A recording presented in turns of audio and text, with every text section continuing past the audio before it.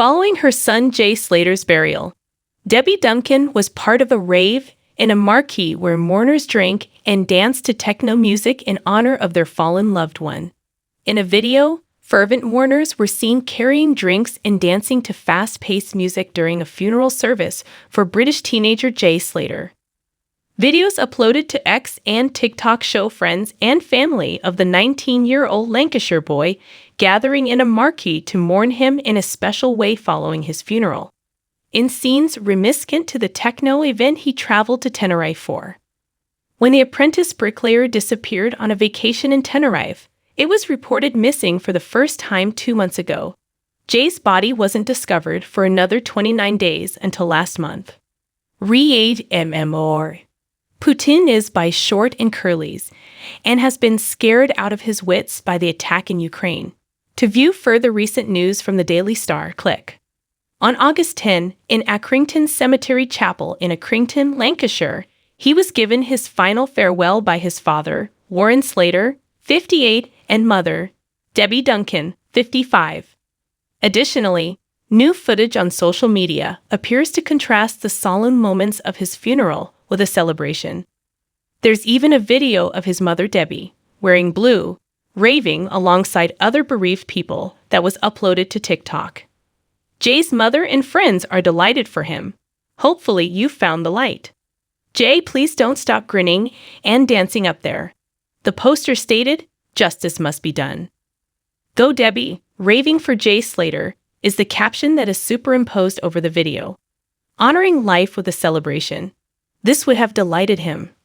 DJ Ruby P., the event's music provider, performed in front of a poster with images of Jay and the slogan, "Think of me and smile."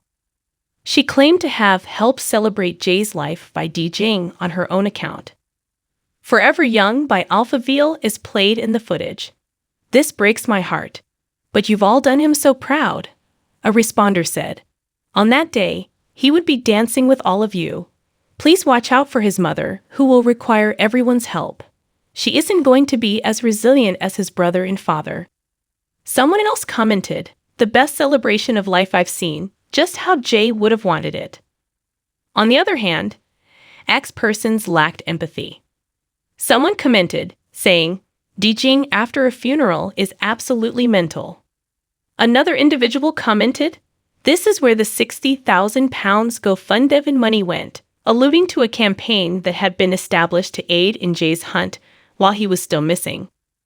"I guess my $5 to the GoFundMe was used for a good cause, LMAO," commented another troll. Chloe Ayling, a victim of kidnapping, has drawn attention to the startling parallels between her case and the teenage bricklayer Jay Slater's abduction.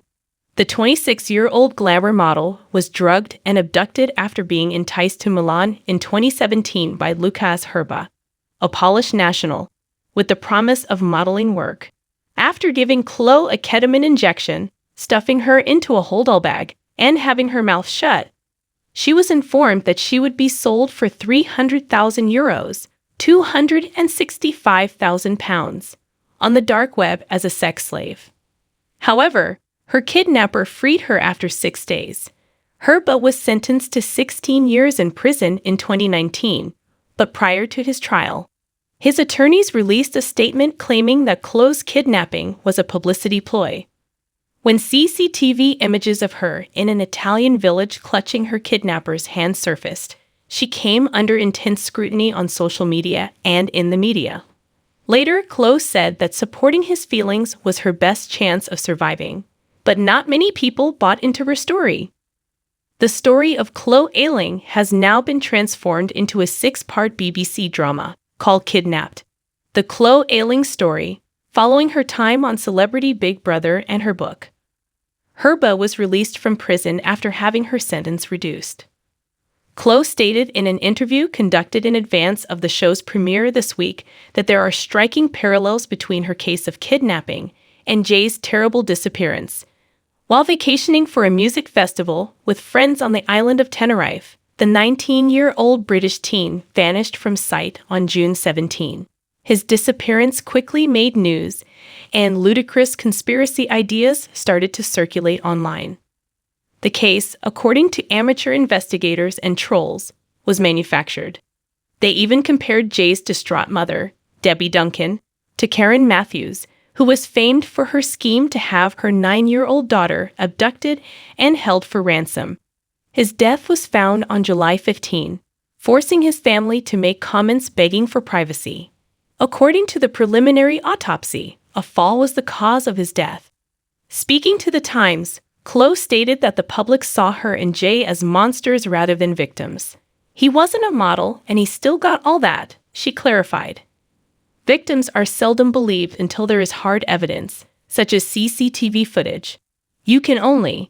After a month-long, massive hunt for the missing bricklayer from Lancashire, Spanish police found his dead body deep within the treacherous park rural Dateno Nature Reserve in Tenerife. His deteriorated remains were found not far from the last place his phone rang. According to the UK post-mortem report, the 19-year-old died as a consequence of severe head injuries that were consistent with a fall from a height. His family added that the funeral, which will be held on Saturday at Accrington Cemetery Chapel, will be a celebration of his life, and that those who plan to attend are asked to wear blue in honor of him. After partying at the 3-day NRG Music Festival and spending the rest of the evening out with 2 British men he'd met on the Canary Island, Jay vanished. He left for their errand in the isolated village of Masca early on June 17. He had missed the local bus and, on that fateful Monday morning, left the vacation rental just before 9 a.m. with the intention of walking the remaining 11 hours to his accommodations in the southern part of the island. Just before his phone died, he told his buddies, with whom he had been staying, that he was thirsty and didn't know where he was. After searching through the thick undergrowth and steep gorges in the sweltering heat, mountain rescue crews finally announced on Monday, July 15, that a young man's body had been found in a ravine close to a phone mast, along with Jay's belongings. Afterwards, fingerprints verified that the body belonged to Jay, but it had very deteriorated. Jay most certainly died after a severe fall, according to a preliminary autopsy performed in Spain, where the pathologist discovered that he had multiple fractured bones. The body of the man found yesterday has been identified of that as Jay Slater through fingerprint comparison and identification, a civil guard spokesperson said. Because of his damaged bones, the preliminary autopsy's findings indicate that a fall or plunge from height was the cause of death. Debbie Duncan, the mother of Mr. Slater, stated in a statement sent by the charity LBT Global, "I just can't believe this could happen to my beautiful boy. Our hearts are shattered." The 55-year-old mother of 2 was waiting for the most recent information with employees of the British Embassy when she called it the worst news. "I just can't believe it," she continued. The possibility that Jay's death was sudden provided some very small comfort, according to the Mail Online, for those who were close to him.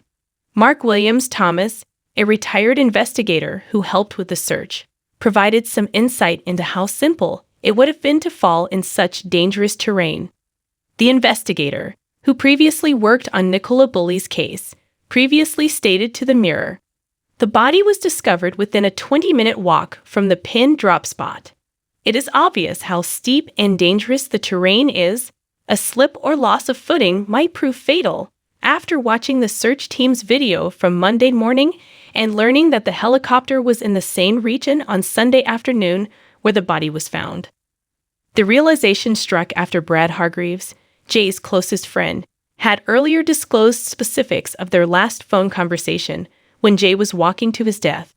The teenager, who is also from Lancashire, said he thought Jay would have chosen a safer route rather than traveling down the road he had specified during their phone conversation. Brad stated that he could hear Jay's feet crunching on the stones, alerting him to the fact that his friend had gone off the road.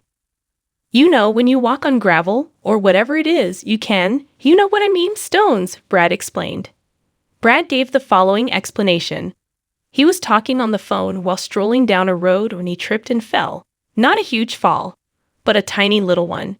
And he said, I'll call you back, because I guess someone else was calling him." Had his thoughts aligned with mine, he would have climbed back up and resumed his journey along the trail. Had he gone all the way down there, he would not have. Brad responded, "Not at the time because we were both laughing and he said, 'Look where I am,' and I was like, 'I just come out of a festival.' And he didn't seem concerned on the phone until we knew how far away he was. When asked if he was worried at this point, when I asked him to enter my location, he said, a 15-minute drive or a 14-hour walk. I'm not sure if that's accurate." I responded, "If it's only a 15-minute drive, get a taxi.